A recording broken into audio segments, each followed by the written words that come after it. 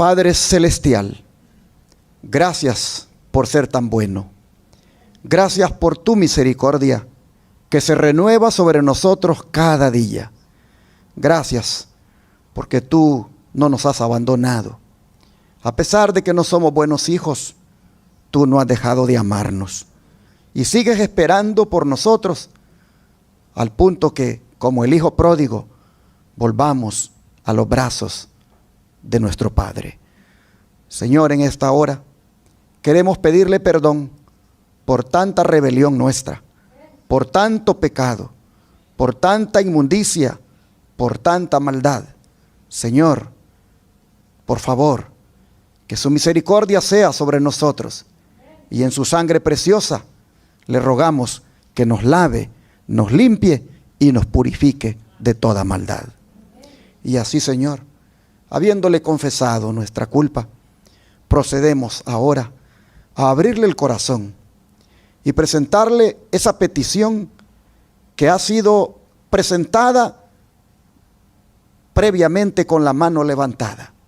Usted ha mirado a mis hermanos y hermanas cómo han levantado su mano, tanto aquí en este templo como allá en sus hogares. Y esa mano le ha indicado a usted la necesidad que hay en la vida de cada uno que la levantó. Le rogamos, Señor, que usted venga en auxilio de todos los que están pasando dificultades, que usted venga en auxilio de todos los que están enfermos, de los que están padeciendo cualquier necesidad, que usted venga, Señor, en su ayuda. Le rogamos que todos los que levantaron la mano aquí y allá en sus casas puedan tener una respuesta suya, de alguna manera, en su tiempo y en su manera y en su voluntad. Y si usted quiere darla ahora, Señor, se la pedimos que nos la dé ahora. Oh Padre, también sometemos nuestra voluntad a la suya, porque finalmente queremos decirle como Jesús se lo dijo, que no se haga como nosotros queremos, sino como usted quiera. Padre, queremos pedirle en este momento por Cristian Pacheco, ante ese tumor maligno que tiene en su cuerpo. Señor, le suplicamos que usted ponga su mano en él y usted extirpe ese tumor. Así también le rogamos por la hermana Nilsa, ante la colonoscopía que se ha de hacer. Le pedimos que usted tenga control de todo y que usted se encargue de su cuerpo y usted la ayude, Señor, y usted revierta cualquier cosa que no esté bien en su colon. Señor, le rogamos que usted pueda estar con ella en ese examen. Asimismo le rogamos por María Cárdenas, ante los dolores terribles que padece. Le pedimos, Señor, que usted venga a ella y ponga bálsamo que cure, que usted le quite ese dolor. Le rogamos, Padre, por su sanidad física, pero también por su sanidad espiritual, pidiéndole, Señor, que ella pueda no solo anhelar ser sanada de los dolores, sino también ser sanada del pecado, y que rinda su vida a usted, pues usted viene muy pronto. Señor, así le pedimos por Olga, que también ponga su mano poderosa en ella y le restaure. Olga, la hermana de nuestra hermana Marta Tames, Señor, le rogamos que usted ponga su mano en ella. Es la madre de nuestra hermana y le pedimos que usted le dé restauración. Asimismo le rogamos por la hermana de Estrella María, que hoy va a ser bautizada. Que usted, Señor, pueda ayudarla a hacer una decisión firme, una decisión donde persevere hasta el final. Que sea un bautismo no solo del agua, sino también del Espíritu. Asimismo, Señor, queremos pedirle por Marco. Usted sabe lo que él ha escrito, cómo siente esas tendencias que son prácticamente pecaminosas y que son contrarias a su palabra. Señor, si él ha pedido que oremos por él, es porque él no quiere que esas tendencias predominen sobre él. Así que le suplicamos que usted le dé victoria sobre esas tendencias, que usted lo ayude, Señor, para que rechace todas las acechanzas del enemigo, para que rechace todas las insinuaciones del enemigo y todas esas tendencias que son, Señor, claramente aberrantes y que son la causa por la cual usted va a traer los juicios en este mundo, que Marcos, Señor, pueda ser librado de ellas, de manera que no sea parte de aquellos que tristemente se han de perder, no solo por eso, sino por otras cosas. Pero siendo que él está reconociendo que es débil y las tendencias están allí, Señor, le pedimos que usted lo haga fuerte, que usted lo haga victorioso y que usted pueda, Señor, cambiarle su apetito, que usted le pueda cambiar sus tendencias, que usted le pueda reformar de manera, Señor, que todo eso salga de su vida y sea un hombre conforme a su voluntad. Ayúdelo, Señor, y dele victoria sobre el pecado. Así, Señor, en este momento nos disponemos para presentar su palabra y le rogamos que de esa palabra pueda venir el mensaje directo a nuestra vida, que de esa palabra pueda venir la esperanza, que esa palabra pueda ser para nosotros la guía, la ruta que nosotros debemos seguir. Bendiga su palabra y bendiga a su pueblo que la va a escuchar. Lo pedimos en el nombre de Jesús. Amén.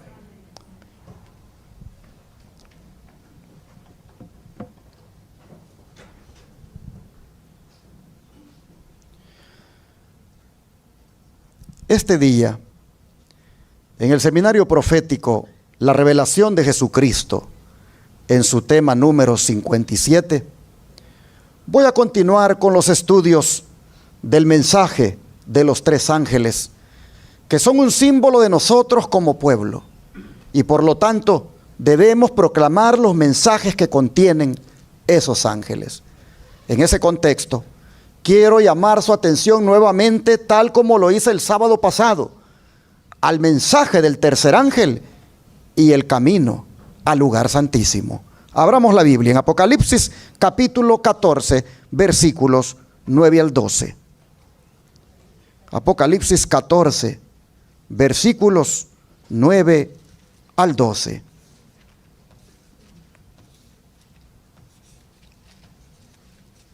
Dice la Escritura, Apocalipsis 14, versículos 9 al 12.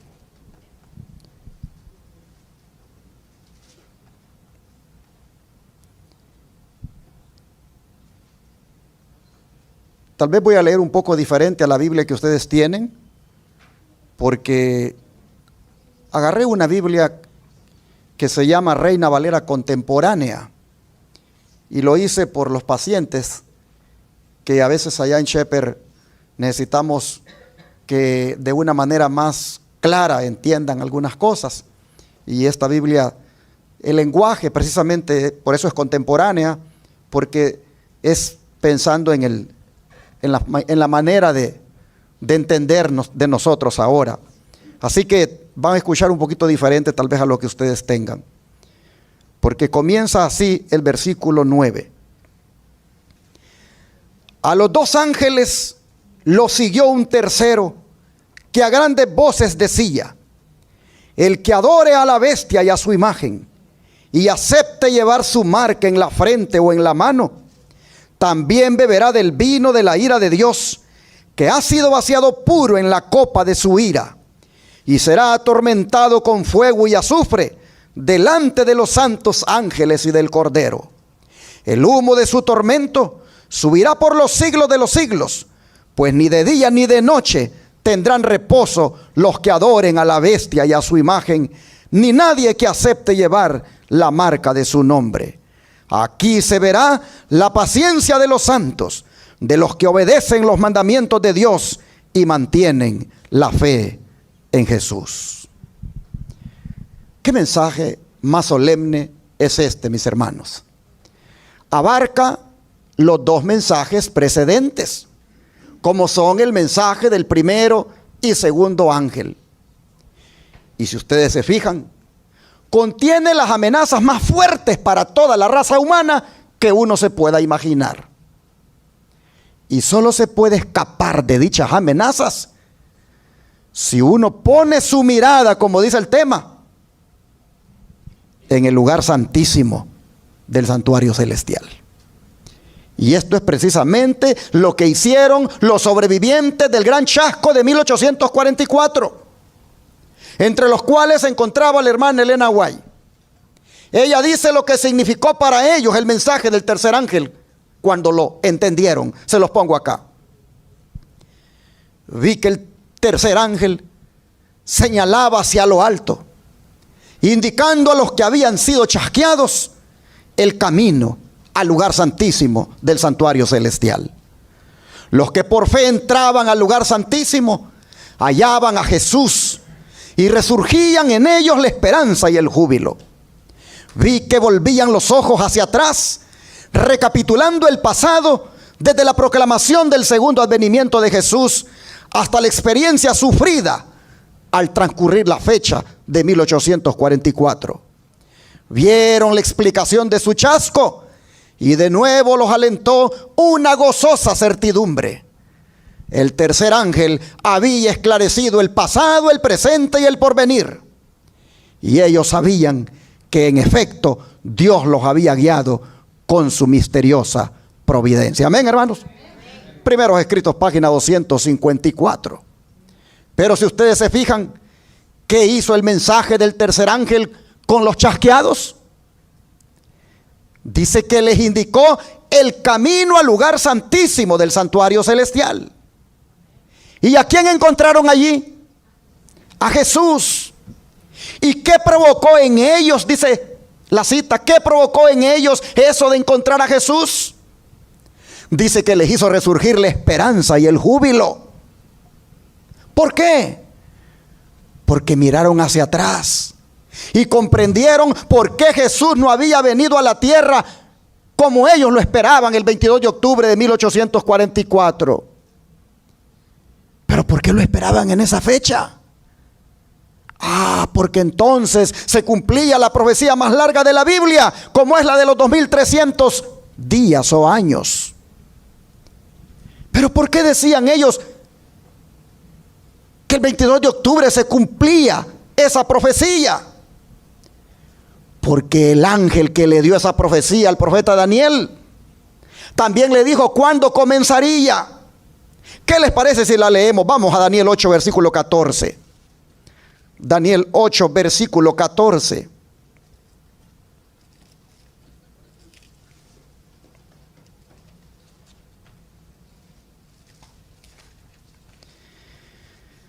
Y aquí nosotros tenemos la profecía que dice, Daniel 8, versículo 14.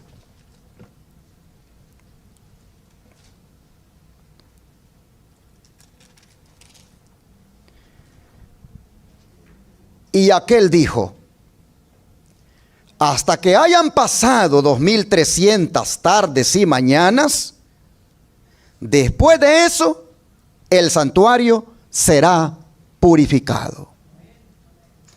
Esta, mis hermanos, es la respuesta a la pregunta que un ser celestial le hace a otro que hablaba. La pregunta era en relación al santuario y sus servicios que serían echados por tierra y pisoteados. El ser celestial le ha contestado en este versículo de que eso, de que el santuario sería pisoteado, que sería echado por tierra, llegaría hasta 2300 tardes y mañanas y luego el santuario sería purificado. Pero las 2300 tardes y mañanas son días, pues la Biblia dice que los días se componen de tarde y mañana. ¿Y a partir de cuándo le dijo el ángel que debía comenzar a contarse esos 2300 días? En el capítulo 9 de aquí mismo de Daniel, en los versículos 20 en adelante, vea lo que le dice el ángel. Capítulo 9, versículo 20 en adelante. Todavía yo estaba hablando y orando y confesando mi pecado y el de mi pueblo Israel. Todavía estaba yo derramando mi ruego ante el Señor mi Dios en favor de su santo monte, y orando sin cesar. Cuando hacía la hora del sacrificio de la tarde, vi que Gabriel, el hombre que antes había visto en la visión, volaba hacia mí apresuradamente. Habló conmigo y me explicó: Daniel, si he salido ahora, ha sido para infundirte sabiduría y entendimiento. La orden fue dada en cuanto tú comenzaste a orar, y yo he venido a explicarte todo, porque Dios te ama mucho. Así que entiende la orden y la visión. Vamos a parar aquí porque aquí merece hacerse un comentario. Hermanos y hermanas, miren ustedes el concepto que Dios tiene de Daniel. Dice que Dios ve en Daniel a una persona muy amada por él. Y llama la atención que el ángel le diga que cuando él comenzó a orar, se le dio la orden para que viniera a explicarle todo. Hermanos, hay veces cuando nosotros no nos damos cuenta, pero apenas empezamos a orar y ya el Señor nos está respondiendo. Hay veces cuando el Señor nos da respuestas inmediatas, ya sea favorables o no favorables. Pero cuando no son favorables, siempre es porque Él nos ama mucho. A veces nosotros pensamos que Dios contesta las oraciones, pero si me las contesta como yo digo. Si no las contesta como yo digo, entonces decimos: Dios no me contestó. ¿Cómo que no te contestó? Claro que te contestó, pero te contestó como todo un padre responsable, diciéndote: no, hijo, porque eso no es conveniente para ti. O te contestó diciéndote: en este caso, hijo, vas a tener que desarrollar paciencia y vas a tener que esperar. Así que el concepto de que Dios contesta las oraciones porque Él las contesta positivas es un concepto equivocado. Hermanos y hermanas, siempre que nos conteste el Señor, independientemente negativo o positivo, siempre es Dios contestando nuestra oración. ¿Cuántos lo creen? Hermanos y hermanas, pero qué interesante. Dice: porque Dios te ama mucho. La orden me fue dada en cuanto tú comenzaste a orar. ¡Wow! ¡Qué rápido! Y ahora le va a decir lo que le trae, la explicación. Versículo 24. Le dice: se ha concedido a tu pueblo y a la santa ciudad un plazo de 70 semanas para poner fin a sus pecados y transgresiones, para que expíen su iniquidad y establezcan la justicia de manera perdurable, y para que sellen la visión y la profecía y unjan al santo de los santos. Así que debes saber y entender que desde que se emita la orden para restaurar y edificar a Jerusalén y hasta que llegue el Mesías príncipe, transcurrirán 7 semanas y 62 semanas más. Y luego se volverá a reconstruir la plaza y la muralla. Serán tiempos angustiosos. Después de las 62 semanas, se le quitará la vida al Mesías, sin que Él intervenga en esto. Y el pueblo de un príncipe que está por venir destruirá la ciudad y el santuario. El fin vendrá como una inundación y habrá destrucción hasta que la guerra termine. Durante una semana ese príncipe confirmará su pacto con muchos, pero la mitad de la semana suspenderá los sacrificios y las ofrendas. Después de muchas cosas repugnantes, vendrá el destructor hasta que llegue el fin y caiga sobre el desolador lo que está determinado que sobrevenga. Quiero llamar su atención, hermanos, a que esta es la predicción mesiánica más poderosa de la Biblia. Porque aquí se le está diciendo a Daniel: mira, Daniel, va a haber un periodo de 70 semanas que son para ti y tu pueblo. Son para el pueblo judío. En este periodo va a aparecer el Mesías. En este periodo va a ser ungido el Mesías. En este periodo el Mesías inclusive se le va a dar muerte. Hermanos, 70 semanas son 490 días. Porque cuando se multiplica 70 por 7 días que tiene una semana, nos dan 490 días. Pero el ángel dice que esos 490 días están determinados para el pueblo de Daniel, es decir, para el pueblo judío. En la Reina Valera del 60 dice, están determinadas para tu pueblo, Daniel. Pero la frase determinadas, en el idioma original hebreo de donde han sido traducidas esas palabras o esa palabra, realmente quiere decir descontadas o cortadas.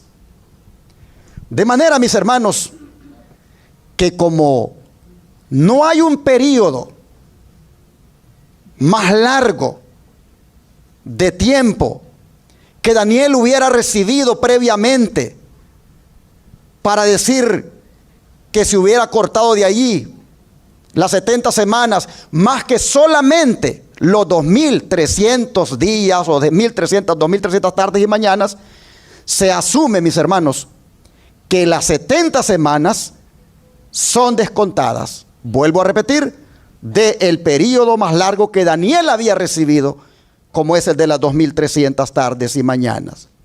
El ángel dice que las 70 semanas van a comenzar a partir de la salida de la orden para restaurar y edificar a Jerusalén. Entonces solo necesitamos encontrar la orden en la historia. Y esa fue dada en el año 457 antes de Cristo por el rey persa Artajerjes I Longímano. Años antes, los reyes Ciro y Darío habían dado una orden también, pero no fue sino la del año 457, la definitiva, para que la nación judía volviera a existir como tal en el mundo. Cabe mencionar, hermanos, a este momento, que los 2300 días y 490 días o 70 semanas no son literales, son simbólicos, son proféticos. Porque si tomamos como literales los 2300 días, eso nos daría un poco más de 6 años.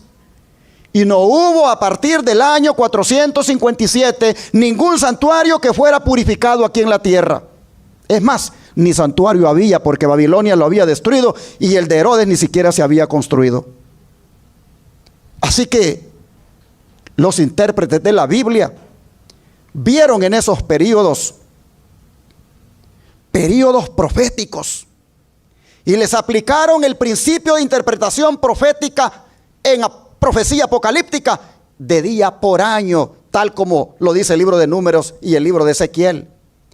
Y entonces concluyeron que los 2300 días eran 2300 años y que las 70 semanas o 490 días eran 490 años, aplicando dicho principio de día por año. El don de profecía, comentando esto, vean lo que dice. El ángel había sido enviado a Daniel con el objeto expreso de que le explicara el punto que no había logrado comprender en la visión del capítulo 8. Es decir, el dato relativo al tiempo, el que dice hasta 2300 tardes y mañanas, entonces será purificado el santuario. Después de mandar a Daniel que entienda la palabra y que alcance inteligencia de la visión, las primeras palabras del ángel son: 70 semanas están determinadas sobre tu pueblo y sobre tu santa ciudad. Y se lo puse en amarillo, hermano, para que usted vea lo que quiere decir eso, que están determinadas. La palabra traducida aquí por determinadas significa literalmente ¿qué cosa? Descontadas. El ángel declara que 70 semanas, que representaban 490 años, debían ser descontadas por pertenecer especialmente a los judíos. Saben que ese era un tiempo de gracia para los judíos. Pero ¿de dónde fueron descontadas?, pregunta el don de profecía. Como los 2300 días son el único periodo de tiempo mencionado en el capítulo 8, deben constituir el periodo del que fueron descontadas las 70 semanas. Las 70 semanas deben por consiguiente formar parte de los 2300 días y ambos periodos deben comenzar juntos. El ángel declaró que las 70 semanas datan del momento en que salió el edicto para reedificar a Jerusalén. Si se puede encontrar la fecha de aquel edicto, queda fijado el punto de partida del gran periodo de los 2300 días. Ese decreto se encuentra en el capítulo 7 de Esdras, versículos 12 al 26. No lo vamos a leer ahora por cuestión de tiempo. Fue expedido, dice en su forma más completa, por Artajerjes, rey de Persia, en el año 457 antes de Cristo. Pero en Esdras 6:14 se dice que la casa del Señor fue edificada en Jerusalén por mandamiento de Ciro y de Darío y de Artajerjes, rey de Persia. Estos tres reyes, al expedir el decreto y al confirmarlo y completarlo, lo pusieron en la condición requerida por la profecía para que marcase el principio de los 2300 años. Tomando el año 457 a.C., en que el decreto fue completado como fecha de la orden, se comprobó que cada especificación de la profecía referente a las 70 semanas se había cumplido. ¿Damos gloria a Dios, hermanos? Amén. El don de profecía explicándonos bien la profecía más larga de la Biblia, la de los 2300 años, arrancando con la primera parte de ella, como son las 70 semanas o 490 años. Conflicto de los siglos, página 325 a la 326. Así entonces tenemos el inicio de la profecía más larga de la Biblia, fechada ¿en qué año, hermanos? En el 457 antes de Cristo, con el decreto de Artajerjes para edificar a Jerusalén. Las 70 semanas o 490 años que se descuentan de los 2300 años comienzan juntos, dice el don de profecía, y se extienden hasta el año 34 después de Cristo, quedándole prácticamente a los 2300 años 1810 años que llegan hasta 1844, que es cuando el santuario sería purificado. Pero noten lo que la profecía de las 70 semanas de años decía, que en ese periodo el Mesías tan largamente esperado vendría por primera vez aquí a la tierra y que sería ungido, es decir, bautizado, evento que tuvo lugar allí, ustedes lo pueden ver, el año 27 después de Cristo. También decía la profecía que el Mesías sería muerto, evento que tuvo lugar en el año 31 después de Cristo. Oh, hermanos y hermanas, el don de profecía lo comenta todo esto de una manera magistral. Miren ustedes, desde la salida de la palabra para restaurar y edificar a Jerusalén hasta el Mesías príncipe, habrá 7 semanas y 62 semanas. Es decir, 69 semanas, o sea, 483 años. El decreto de Artajerjes fue puesto en vigencia en el otoño del año 457 a.C. Partiendo de esta fecha, los 483 años alcanzaron al otoño del año 27 después de Cristo. Entonces fue cuando esta profecía se cumplió. La palabra Mesías significa el ungido. En el otoño del año 27 después de Cristo fue bautizado Cristo por Juan y recibió la unción del Espíritu Santo. Pues dice Hechos 10:38 que el apóstol Pedro testifica que a Jesús de Nazaret Dios le ungió con el Espíritu Santo con poder. Y el mismo Señor declaró: el Espíritu del Señor está sobre mí, por cuanto me ha ungido para anunciar buenas nuevas a los pobres. Lucas 4:18. Y así el conflicto de los siglos, página 326, nos dice cómo se fueron cumpliendo prácticamente lo que la profecía decía. Pero yo quiero llamar su atención a lo que está en amarillo. En el otoño del año 27 después de Cristo, Cristo fue bautizado por Juan. ¿Cuántos años dice la Biblia que tenía Jesús cuando fue bautizado? Dice que tenía como 30 años.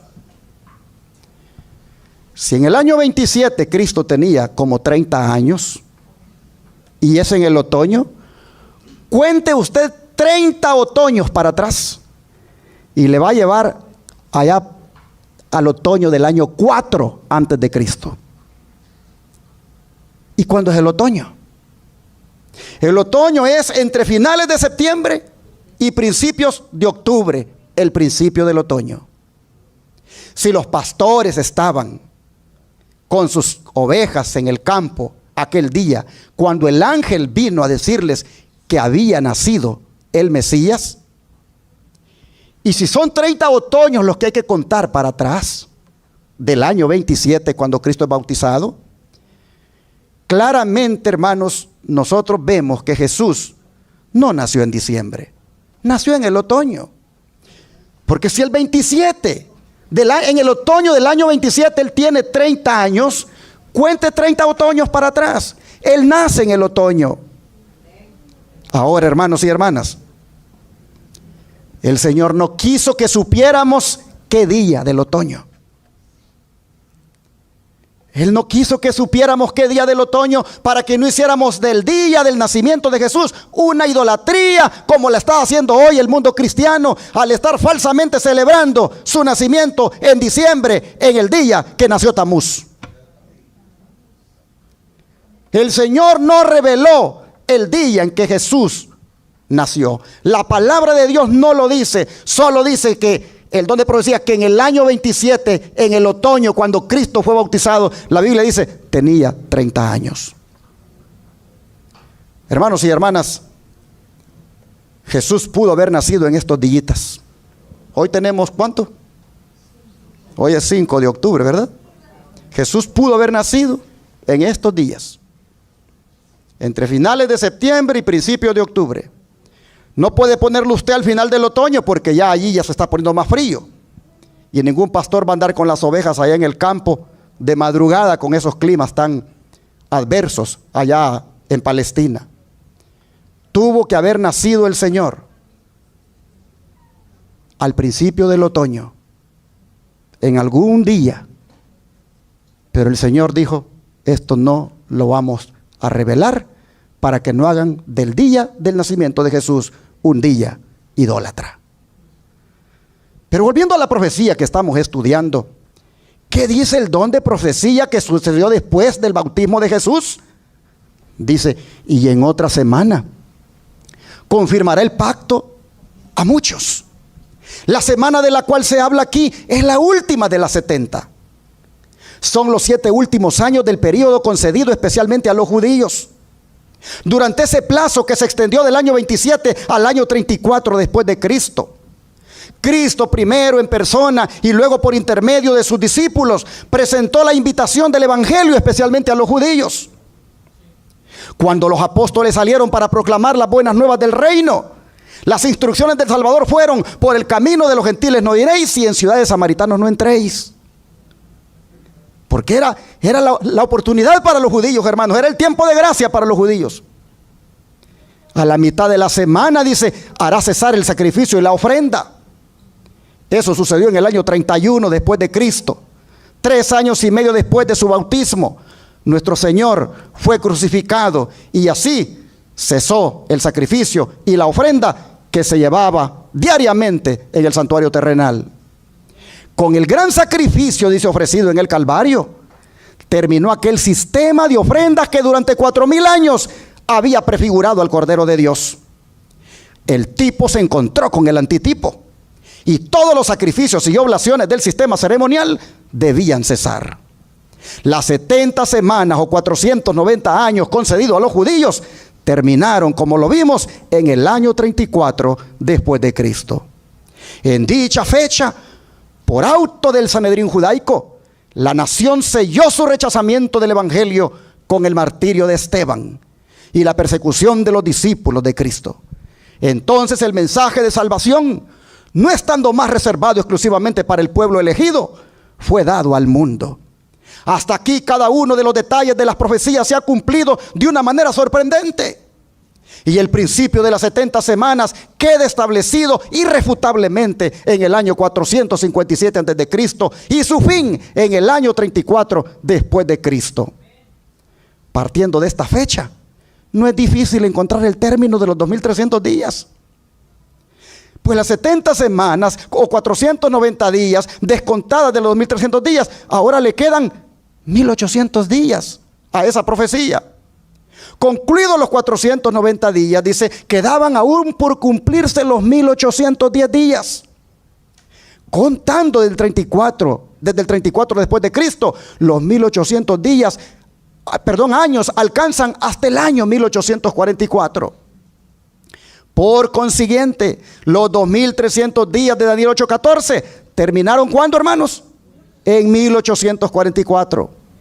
Al fin de este gran período profético, según el testimonio del ángel de Dios, el santuario debía ser purificado.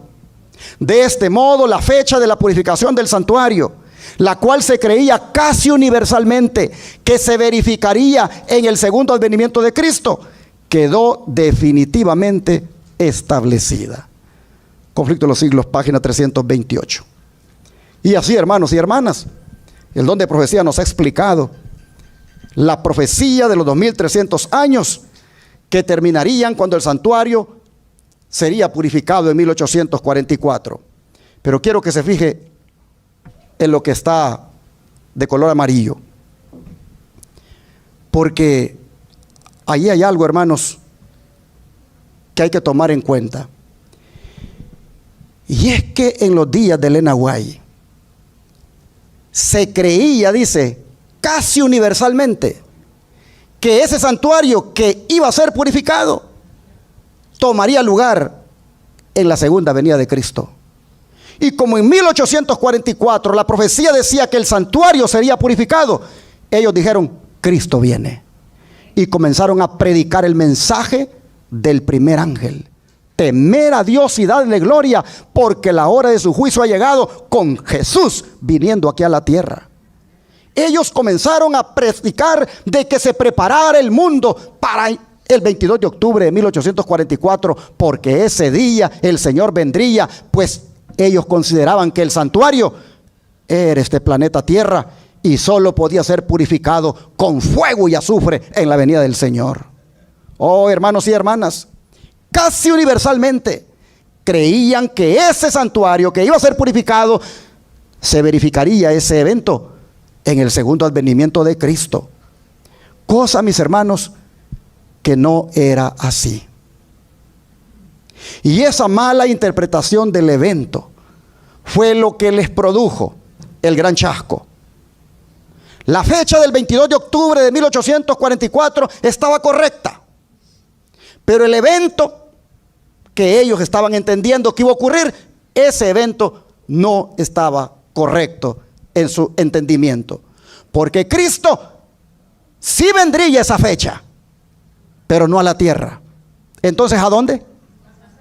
El don de profecía dice, Cristo había venido no a la tierra como ellos lo esperaban, sino como estaba simbolizado en el tipo, es decir, al lugar santísimo del templo de Dios en el cielo.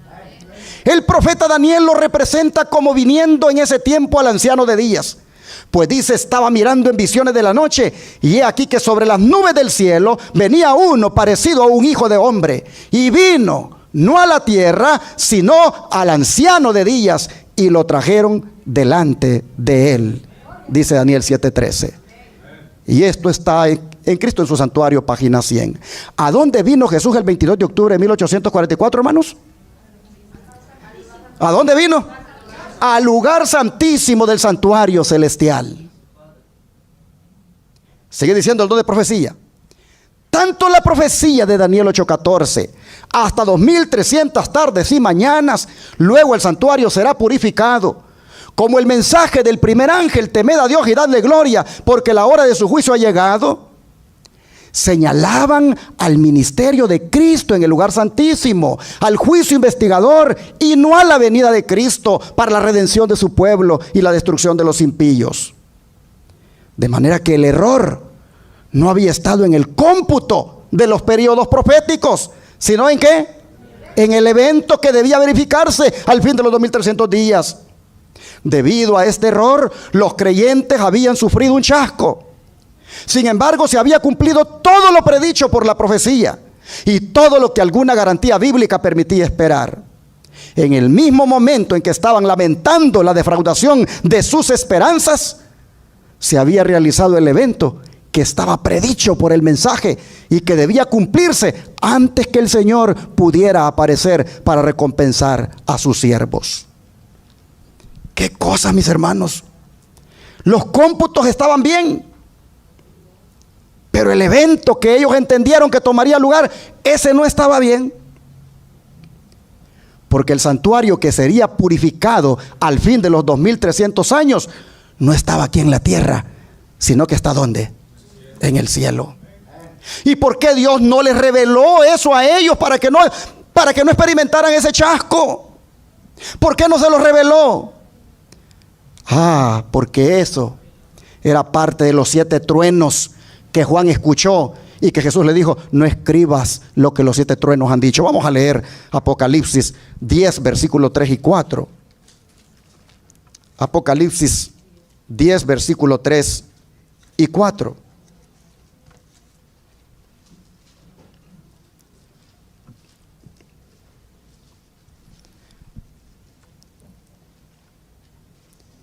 Dice: en ese momento lanzó un grito tan fuerte como el rugido de un león, y se oyó la estruendosa voz de 7 truenos. Después de que hablaron los 7 truenos, me dispuse a escribir, pero desde el cielo oí una voz que me decía: no reveles lo que han dicho los 7 truenos, no lo escribas. Hermanos y hermanas, ¿qué dijeron los 7 truenos? Estaba allí en los 7 truenos la experiencia que ellos iban a pasar, la prueba que ellos iban a pasar, el chasco que iban a enfrentar. Estaba allí dentro de las cosas que los 7 truenos dijeron. ¿Estaba eso? ¿Por qué el Señor no lo reveló? ¿Por qué el Señor no impidió que ellos pasaran por ese chasco, hermanos? Vamos al don de profecía para ver lo que dice en relación a los 7 truenos. Después de que los 7 truenos emitieron sus voces, se le ordena a Juan como a Daniel con respecto al librito: sella las cosas que los 7 truenos han dicho. Estas cosas se refieren a sucesos futuros que serán revelados a su debido tiempo. Juan escuchó los misterios que pronunciaron los truenos, pero se le ordenó que no los escribiera. La luz especial que se le dio a Juan, expresada en los 7 truenos, era un bosquejo de sucesos que debían ocurrir bajo los mensajes de los ángeles primero y segundo. No era lo mejor para la gente conocer esos eventos, porque su fe debía necesariamente ser probada. El plan de Dios era que se proclamaran verdades más maravillosas y avanzadas. Los mensajes de los ángeles primero y segundo debían ser proclamados, pero no había de revelarse mayor luz antes que esos mensajes hubieran hecho su obra específica. Voy para atrás.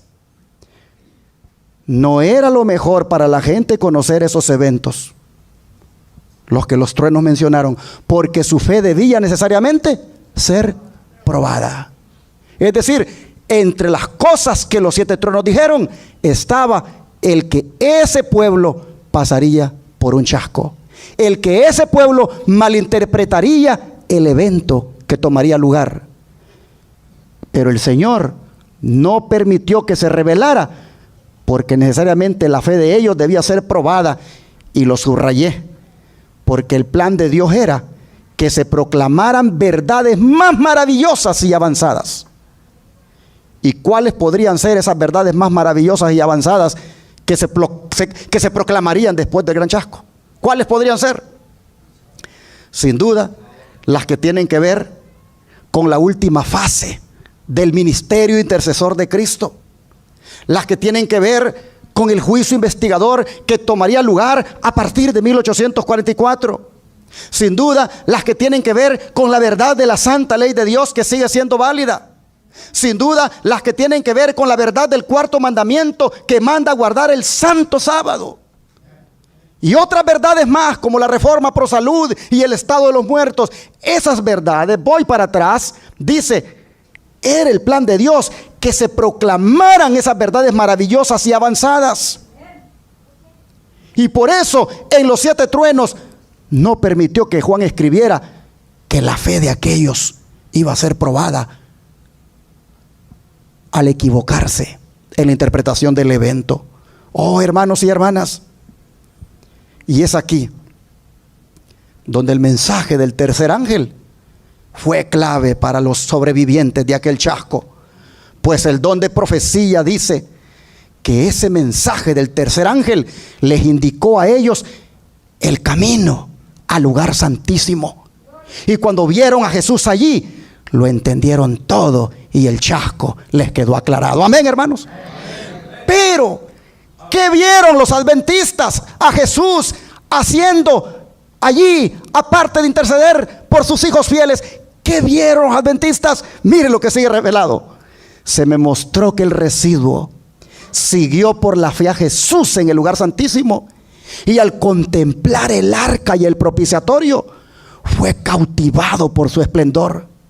Jesús levantó entonces la tapa del arca, y he aquí que se vieron las tablas de piedra con los 10 mandamientos grabados en ellas. El residuo leyó aquellos vívidos oráculos, pero retrocedió tembloroso al ver que el cuarto mandamiento estaba rodeado de una aureola de gloria, y brillaba en él una luz mucho más viva que en los otros 9. Ningún indicio encontró allí de que el descanso sabático se hubiera abolido o trasladado al primer día de la semana. El mandamiento está escrito tal como lo dictó la voz de Dios en solemne e imponente majestad sobre el monte, entre el fulgor de los relámpagos y el estampido de los truenos. Era el mismo mandamiento que con su propio dedo escribió en las tablas de piedra: 6 días trabajarás y harás toda tu obra, mas el 7º día es reposo para Jehová tu Dios. Los fieles se admiraron de la solicitud con que estaban cuidados los 10 mandamientos, pues junto a Jehová, cubiertos y protegidos por su santidad, vieron que habían estado pisoteando el cuarto mandamiento del decálogo, observando un día transmitido por los paganos y papistas en vez del día santificado por Jehová. ¿Y qué hicieron, hermanos? Se humillaron ante Dios y lamentaron sus pasadas transgresiones. En otras palabras, dijeron: ¿cómo esperábamos que Él nos llevara el 22 de octubre de 1844 cuando estábamos guardando un día pagano? El domingo es un día pagano, hermanos. Es un día dedicado al dios Sol por las religiones paganas. ¿Cómo es posible, dijeron, que nos pudiéramos ir el 22 de octubre de 1844 para el cielo con Jesús cuando estábamos transgrediendo su ley? Voy para atrás porque mire, dice que sintieron, vamos aquí, creo que está. Aquí esta parte donde dice que retrocedieron temblorosos cuando miraron allí a levantar Jesús la tapa del arca y miraron las tablas de piedra con los 10 mandamientos grabados. Retrocedieron temblorosos al ver que el cuarto mandamiento estaba rodeado de una aureola de gloria y brillaba en él una luz mucho más viva que en los otros 9. Retrocedieron temblorosos, sintieron temor. Oh, hermanos y hermanas, ellos miraron que el mandamiento que estaba allí en esa arca que Jesús abrió era el mismo que Dios había escrito con su propio dedo en tablas de piedra. Y al lamentarse, ¿qué hizo Jesús por ellos, hermanos? Al lamentarse el pueblo, al sentir ese temblor, al sentir ese pavor de que habían transgredido la ley de Dios, ¿qué hizo Jesús por ellos? ¿Qué es lo que está haciendo Jesús por nosotros allá en el lugar santísimo? Hermanos, ¿qué es lo que hace Jesús cuando una persona reconoce su pecado? Cuando una persona reconoce que ha violado la ley de Dios. ¿Qué es lo que hace Jesús cuando una persona viene y le pide perdón por haber pecado? ¿Qué es lo que hace Jesús por él? Hermanos, intercede por él. Intercede por él. De manera que los sobrevivientes del chasco, cuando miran las tablas de la ley de Dios, cuando miran el mandamiento del sábado que brilla más, y sienten ese temblor, y sienten ese dolor de haber fallado al Señor, sin duda, hermanos, Cristo entonces intercedió por ellos. Pues la Biblia dice, hermanos, que Jesús está en el lugar santísimo intercediendo por nosotros. Vamos a leerlo en Hebreos 7, versículo 24 y 25. Hebreos 7, versículo 24 y 25. Aquí la Escritura nos dice, Hebreos 7, 24 y 25.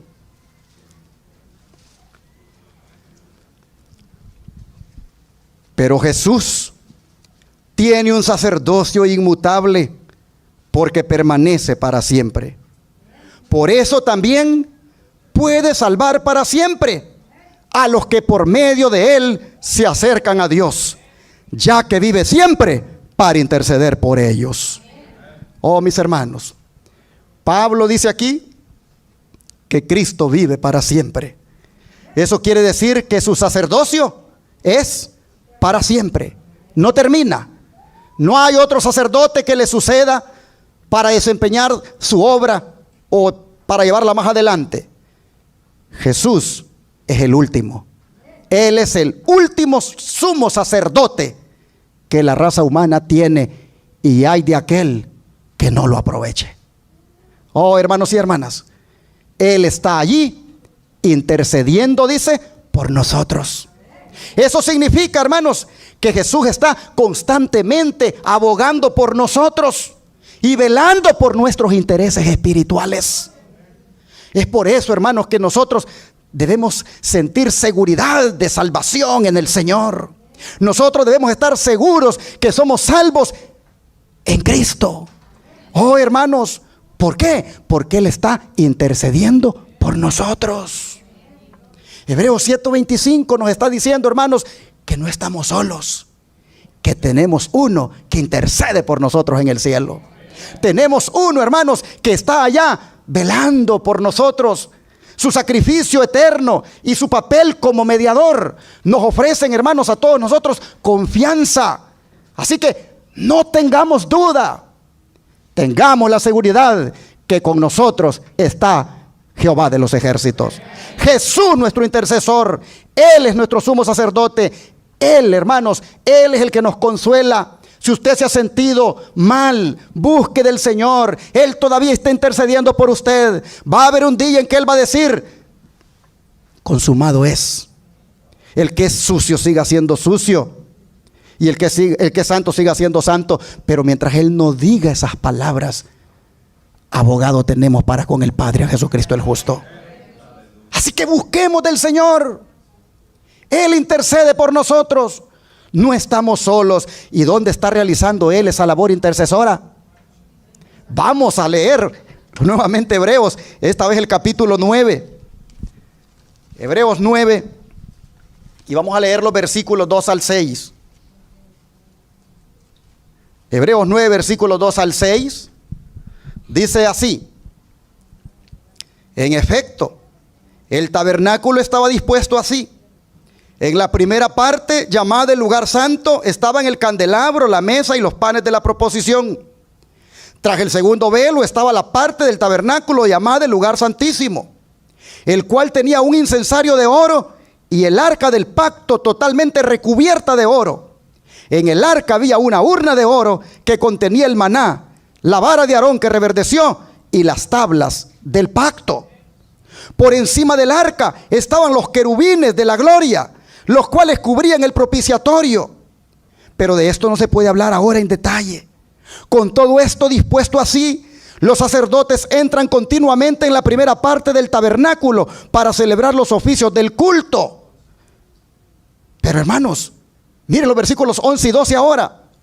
Pero Cristo vino ya y es el sumo sacerdote de los bienes venideros, a través del tabernáculo más amplio y más perfecto, el cual no ha sido hecho por los hombres, es decir, que no es de esta creación, y no por medio de la sangre de muchos cabrillos ni de becerros, sino por medio de su propia sangre. Entró una sola vez y para siempre. ¿En dónde? En el lugar santísimo, y así obtuvo para nosotros la redención eterna. Y ahora mira los versículos 24 al 26. Porque Cristo no entró en el santuario hecho por los hombres, el cual era un mero reflejo del verdadero, sino que entró en el cielo mismo para presentarse ahora ante Dios en favor de nosotros. Y no entró para ofrecerse muchas veces como el sumo sacerdote que cada año entra en el lugar santísimo con sangre ajena. Si así fuera, Cristo habría tenido que morir muchas veces desde la creación del mundo. Pero ahora, al final de los tiempos, se presentó una sola vez y para siempre, y se ofreció a sí mismo como sacrificio para quitar el pecado. ¿Pero en qué lugar del santuario? En el lugar santísimo. Pues hermanos, es del lugar santísimo, me quitaron la imagen, es del lugar santísimo de donde los sobrevivientes del chasco encontraron perdón, encontraron justificación y encontraron gracia.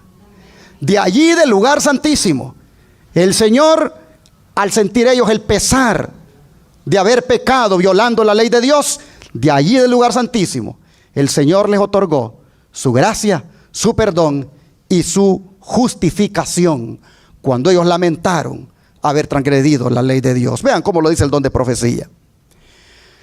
Vi humear el incienso en el incensario cuando Jesús ofrecía a su Padre las confesiones y oraciones de los fieles.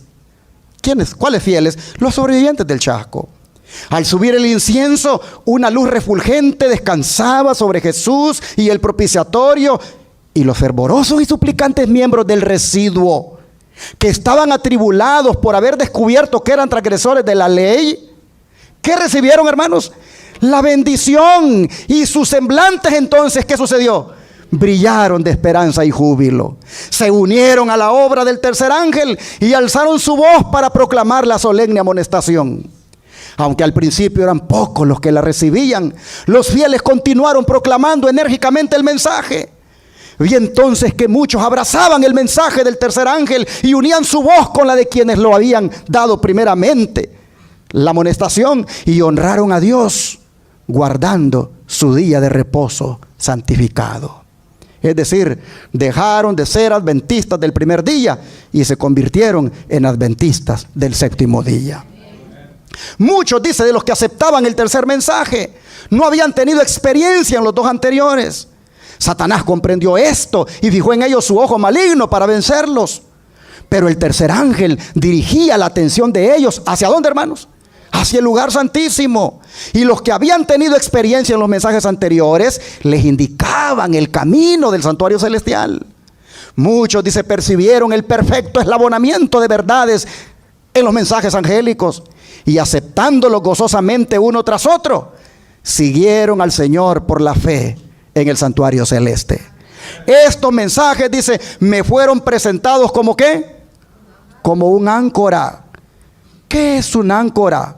Es un amparo o un refugio. Lo que está diciendo, estos mensajes me fueron presentados como un amparo o refugio para el pueblo de Dios. Quienes los comprendan y acepten quedarán libres de verse arrastrados por los muchos engaños de Satanás. Y así, mis hermanos, damos gracias a Dios porque nuestra áncora, el mensaje de los tres ángeles, por la gracia de Dios, lo hemos abrazado en nuestro corazón. Ahora el mensaje del tercer ángel también viene a ser para nosotros nuestro refugio y amparo.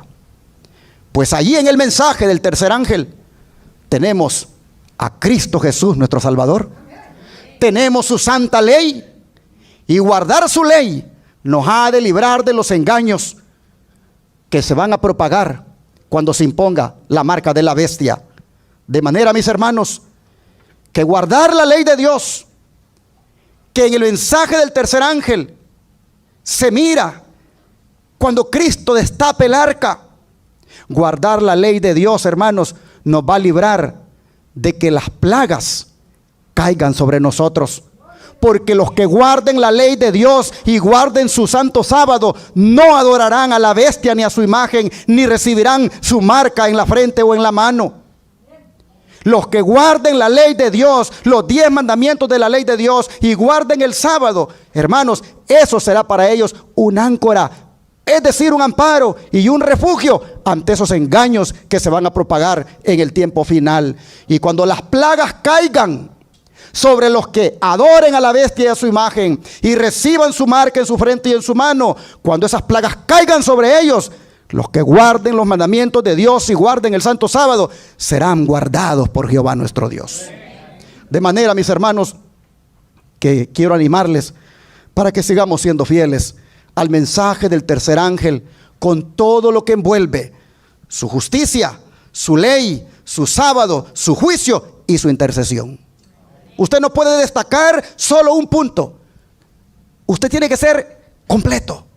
El mensaje del tercer ángel tiene que ver con la justicia de Cristo, la ley de Dios que demanda dicha justicia, el santo sábado, el juicio de Dios y la intercesión de Cristo por nosotros.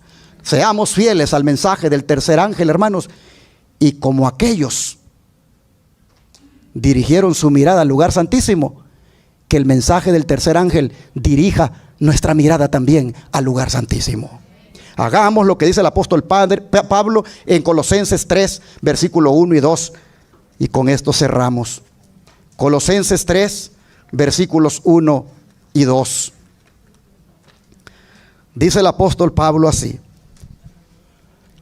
puesto que ustedes ya han resucitado con Cristo, busquen las cosas de arriba, donde está Cristo sentado a la derecha de Dios. Pongan la mira en las cosas del cielo y no en las de la tierra. Y vamos a leer el 3 y 4. Porque ustedes ya han muerto y su vida está escondida con Cristo en Dios. Cuando Cristo, que es la vida de ustedes, se manifieste, entonces también ustedes serán manifestados con Él en gloria. Pero antes hay que cumplir con la condición. Y la condición es tener, hermanos, nuestra mirada en las cosas de arriba, donde está Cristo sentado a la derecha de Dios. Eso no es otra cosa que tener nuestra mirada en el lugar santísimo y todo lo que allí está ocurriendo. Que Dios bendiga su palabra y que todos aquí que hemos resucitado ya con Cristo, mantengamos nuestra mirada siempre puesta en el lugar santísimo donde está nuestro divino intercesor. Que Dios le bendiga.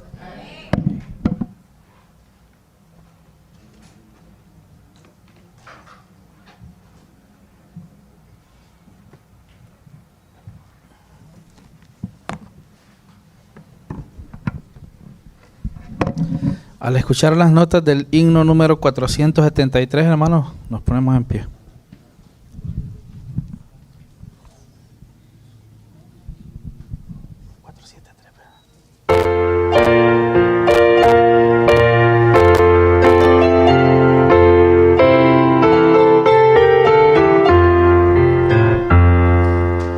Oh, día delicioso, de gozo, amor y paz, de llanto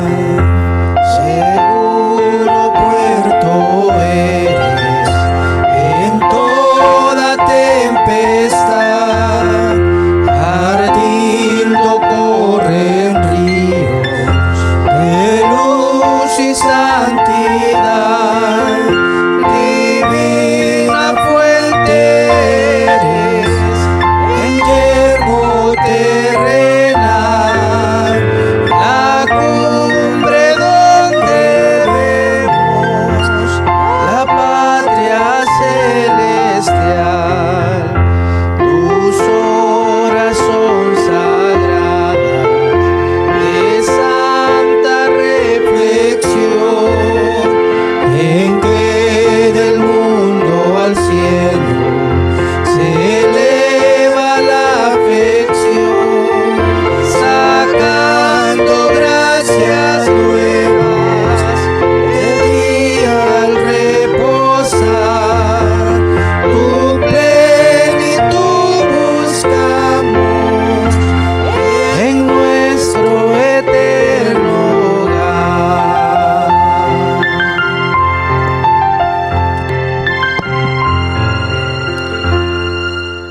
Fíjense las últimas palabras del himno que hemos cantado.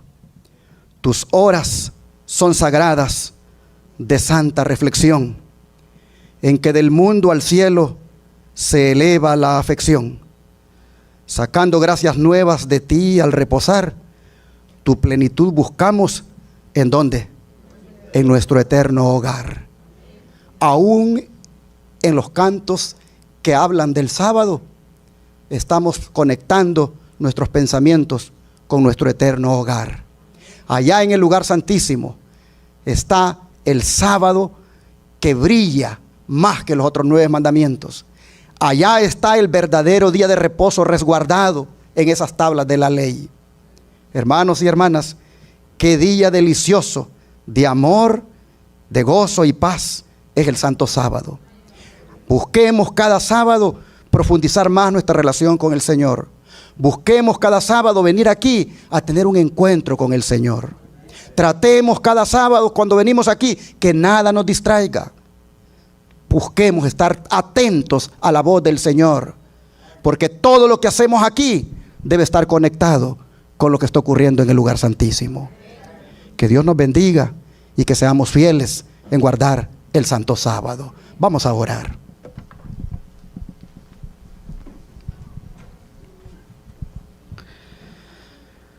Padre Celestial, te damos gracias porque desde el mensaje del tercer ángel nos has mandado al lugar santísimo a ver lo que está implicado allí y que claramente tiene una gran relación con ese mensaje del tercer ángel. Señor, hoy vemos que allí en el lugar santísimo están tus santos mandamientos. Allí está tu justicia. Allí está, Señor, tu intercesión. Allí está, Señor, el juicio que se está llevando a cabo. Y allí estás tú como nuestro abogado. De manera, Señor, que ¿qué podemos hacer? Solamente como hicieron aquellos, tener temor de ser respetuosos a tu santa ley, tener temor de no ofenderte, de no violar tu santa ley. Y si lo hemos hecho, aprovechar ahorita que tú estás intercediendo por nosotros para que allí entonces nos des tu perdón. Padre, te rogamos que de ahora en adelante andemos revestidos de ti. Te rogamos que de aquí en adelante tu manto de justicia sea el que nos cubra y que busquemos, Señor, mantener esas ropas blancas del carácter limpias por la sangre de Cristo. Te suplicamos, Señor, que mientras estás intercediendo por nosotros aquí en la tierra, con tu ayuda logremos victoria sobre el pecado. Oh Padre, te pedimos que nuestra mirada no se quite del lugar santísimo, y cuando la puerta de ese lugar se cierre y tú digas se acabó la intercesión, que nosotros entonces hayamos quedado sellados para salvación. Te rogamos esto en el nombre de Jesús. Amén.